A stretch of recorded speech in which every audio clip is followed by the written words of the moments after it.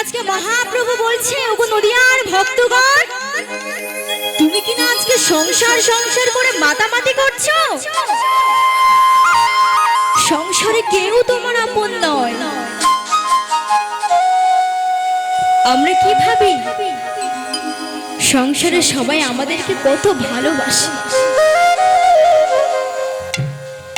বাবা আমাকে ভালোবাসছে, মা আমাকে ভালোবাসছে, স্বামী আমাকে ভালোবাসছে, স্ত্রী আমাকে ভালোবাসছে, সন্তানরা আমাকে ভালোবাসছে।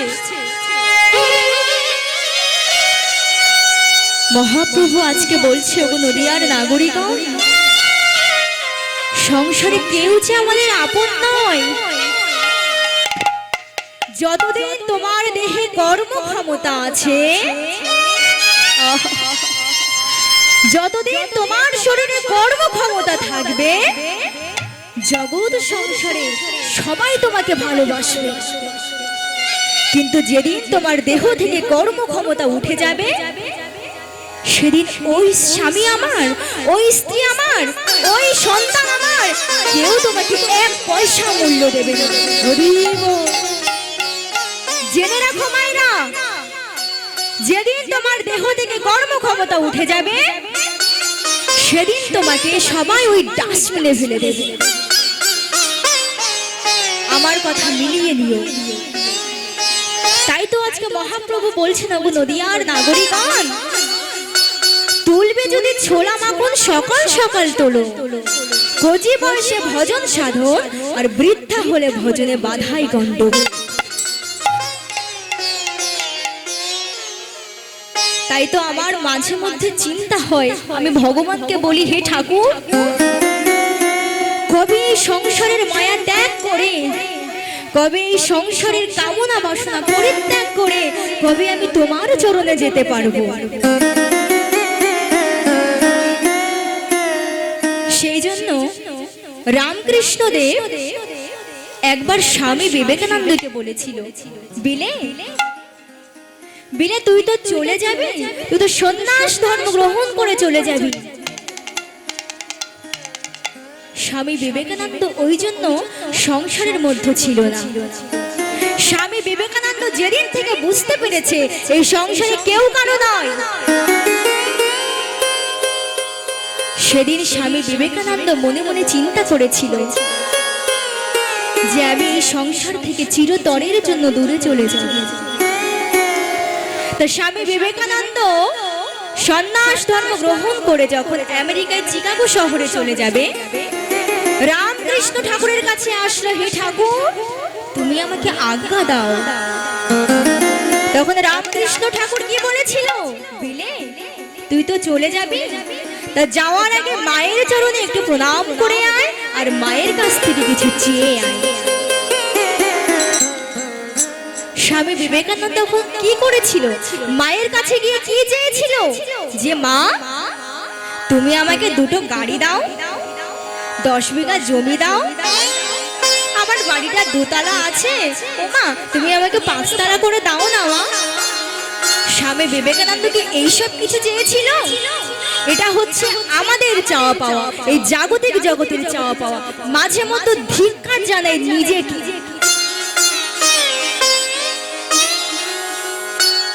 কিন্তু স্বামী বিবেকানন্দ মায়ের চরণে গিয়ে কি চেয়েছিল জানো, যে মা, হে মা, হে জগদ্ধাত্রী মা, হে ত্রিকাল দর্শনী মা, হে ভবতারিণী মা, আমি আজকে তোমার চরণে এসেছি তোমার কাছে বাড়ি গাড়ি টাকা পয়সা চাওয়ার জন্য নয়। তোমার কাছে আমি একটা সম্পদ চাই। কি চাইছি জানো? তুমি আমাকে জ্ঞান দাও, তুমি আমাকে বুদ্ধি দাও, ধৈর্য দাও, সহ্য দাও, আর বিবেক দাও, বৈরাগ্য দাও। সেই বিবেক বৈরাগ্যের কথা এখানে বলা হয়েছে। এমন সুন্দর লীলা, যেমন সুশিক্ষা তেমন সুন্দর লীলা যখন মহাপ্রভু নদিয়ার ভক্তদেরকে শোনালো, তখন নদিয়ার সমস্ত ভক্তগণ বলছে, ও প্রভু, হ্যাঁ গো, তোমার এমন সুন্দর লীলা তো আমরা আগে কখনো শুনিনি। কত ভালো ভালো লীলা তুমি করেছো। কখনো তুমি নৌকা বিহার করেছো, কখনো তুমি বন্ধু বান্ধবদের সাথে খেলা করেছো, কখনো রাসলীলা করেছো, আবার কখনো সূর্য পূজার ছলনা করে ভগবানের সাথে দেখা করেছো। কিন্তু এমন লীলা তো আমরা আগে কখনো দেখিনি। তখন প্রভু আমার বলছে, ও নদিয়ার নাগরিকগণ, এটা তো কলিযুগ, আমি তো এই যুগে লীলাটি করিনি। দাপর যুগে শ্রীরাম বৃন্দাবনে ভগবান শ্রীকৃষ্ণ যখন রাধা রানীর কাছে দান প্রার্থী হয়েছিল, আর সেই দৃশ্য দর্শন করেছিল আমাদের পদকর্তা বাসুদেব ঘোষ। সেই বাসুদেব ঘোষ তো এই পদটি লিপিবদ্ধ করেছেন। সেই জন্য পদাবলী কি বলছেন, কৃষ্ণ অবতারে আমি সাধিয়াছি দান, সাধিয়াছি দান, সে ভাব পড়ল মনে বাসু ঘোষে, বাসু ঘোষে গান। এই পর্যন্ত আমরা গৌরচন্দ্রিকা আস্বাদন করলাম। এইবার আমাদের বৃন্দাবনে যাওয়ার পালা। কেমন? তোমরা সবাই যাবে তো আমার সাথে বৃন্দাবন?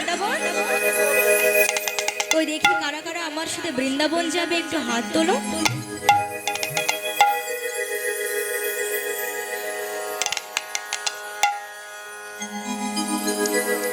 কোথায়? এইটুকুর মতো হাত ব্যথা হয়ে গেছে। বাহ, সবাই মিলে আমি একটা কথা বলছি, যাদের হাত আছে তারা তুলবে, যাদের হাত নেই তাদের তোলার দরকার নেই। এবার তোমাদের ব্যাপার, তোমরা কি করবে? ও আচ্ছা, মায়েদের মনে হচ্ছে হাত নেই। ওমা, তোমার হাত নেই? আচ্ছা, যারা চেয়ারে বসে আছে তাদের হাত নেই। আচ্ছা ঠিক আছে, সবাই মিলে আমরা বৃন্দাবন যাব। সবাই মিলে আনন্দ করতে করতে বৃন্দাবন যাব। কেমন?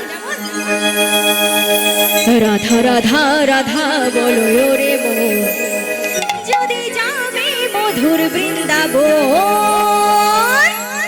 রাধা রাধা রাধা রাধা রাধা বলো,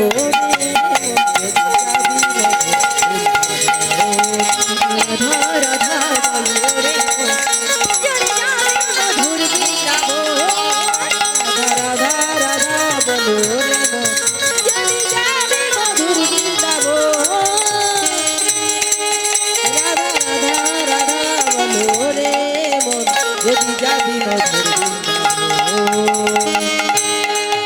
রাধা রাধা রাধা রাধা রাধা বলো রে মন, যদি যাবি মধুর বৃন্দাবন।